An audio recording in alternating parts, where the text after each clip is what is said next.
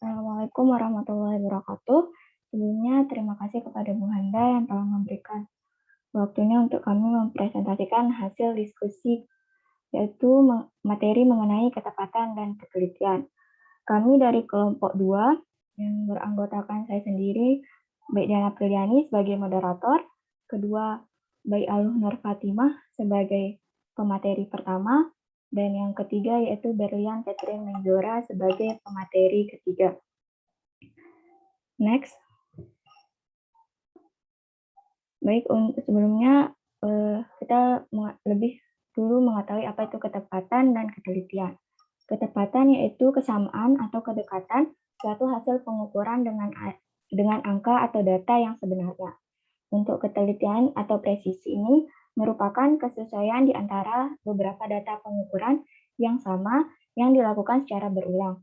Tinggi rendahnya tingkat ketelitian hasil suatu pengukuran dapat dilihat dari harga deviasi hasil pengukuran. Sehingga ketepatan dan ketelitian merupakan salah satu persyaratan yang mendasar dalam suatu analisis. Hasil yang tepat akan mempunyai selisih yang kecil antara masing-masing hasil dalam suatu seri analisis atau penetapan kadarnya. Dengan kata lain, suatu hasil dikatakan tepat apabila penyebaran atau dispersi hasil dalam satu seri penetapan kecil. Sekian, next.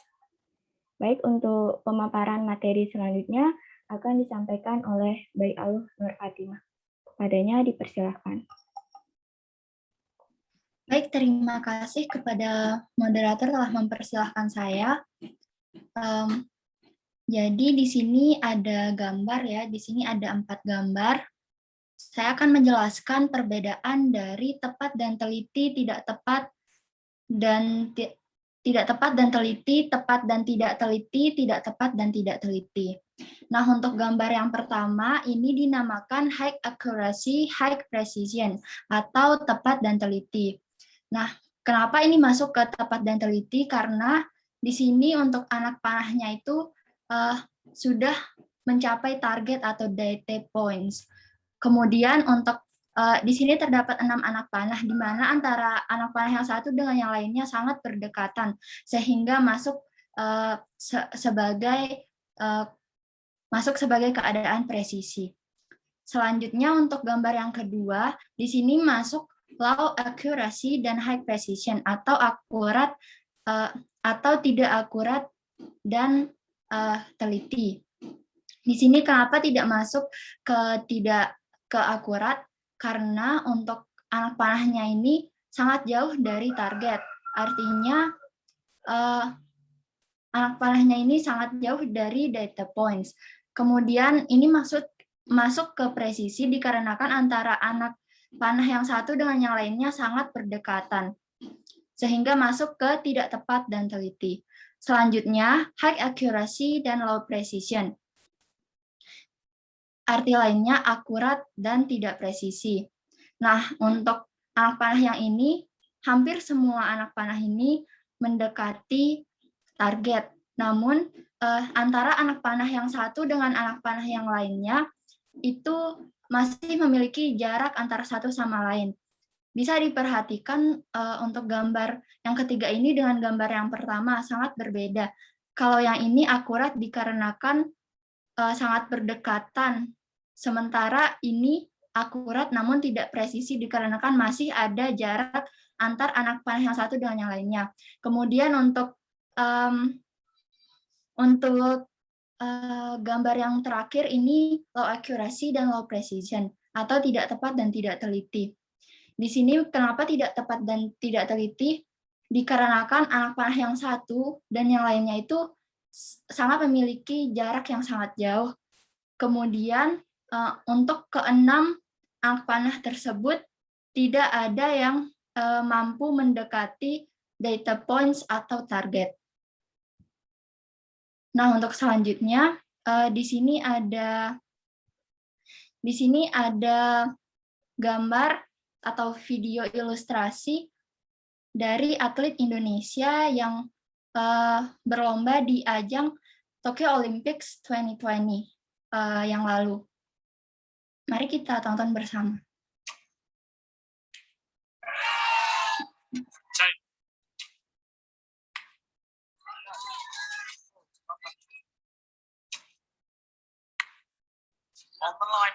8 and 9.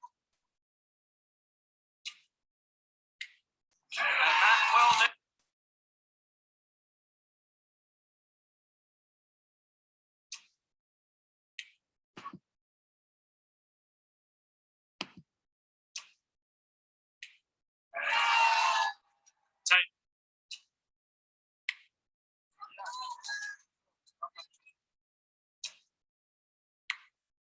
On the line between the 8 and 9. Ya, baik. Di sini adalah hasil dari panahan kedua atlet tersebut.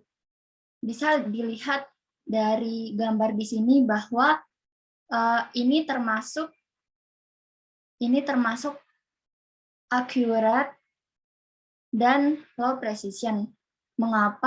Mengapa tidak akurat dan presisi? Karena untuk keempat anak panah tersebut memang betul sudah mendekati target. Namun di antara keempat panah tersebut masih memiliki jarak antar satu sama lainnya. Oleh karena itu ini termasuk akurat namun tidak presisi. Baik, berikut adalah beberapa contoh lain. Berikut ini hasil pengukuran titik didih air dengan dua sensor atau alat ukur yang berbeda, yakni menggunakan termokopel dan termometer air raksa. Untuk alat ukur yang A itu menggunakan termokopel, titik didih airnya adalah 92,49 plus minus 0,04 derajat Celcius, dan untuk alat ukur B yang menggunakan termometer itu titik didih airnya 100,2 plus minus 0,2 derajat Celcius. Berdasarkan kedua hasil pengukuran tersebut, dapat disimpulkan bahwa untuk alat ukur A itu lebih presisi daripada B, karena hasil pengukuran dengan alat ukur A memiliki ketidakpastian yang lebih kecil, yakni plus minus 0,04 derajat Celcius. Nah, bisa dilihat di sini di antara 0,04 ini dengan 0,2 yang lebih kecil adalah 0,04, sehingga untuk alat ukur A ini lebih presisi daripada B. Jadi untuk A ini termasuk low accuracy, high precision. Kemudian untuk alat ukur B ini lebih akurat daripada A karena nilai rata-rata titik didih yang diukur dengan alat ukur B yaitu 100,2 derajat Celcius. Lebih dekat dengan nilai sesungguhnya yaitu 100 derajat Celcius. Jadi di antara titik didih air alat ukur A dan alat ukur B yang lebih dekat dengan 100 derajat Celcius itu adalah yang ini, yakni yang alat ukur B. Jadi yang B ini termasuk high accuracy, low precision. Sehingga dapat ditarik kesimpulan, berdasarkan contoh di atas, maka dapat kita ketahui bahwa pada suatu hasil pengukuran bisa menghasilkan data yang akurat namun tidak presisi, ataupun presisi namun tidak akurat. Jadi tidak semata-mata semua data itu menghasilkan data yang akurat dan presisi ataupun tidak akurat atau tidak presisi, namun bisa menghasilkan data yang akurat namun tidak presisi ataupun presisi namun tidak akurat. Mungkin hanya itu dari saya kembalikan ke moderator. Terima kasih. Baik, terima kasih kepada Baik Al Fatimah. Selanjutnya pemaparan materi dari 4 macam ukuran ketepatan akan disampaikan oleh Berlian Catherine Mejora. Kepadanya dipersilakan. Baik, terima kasih moderator. Tentu saja di sini terdapat 4 macam ukuran ketepatan. Yang pertama yaitu kisaran.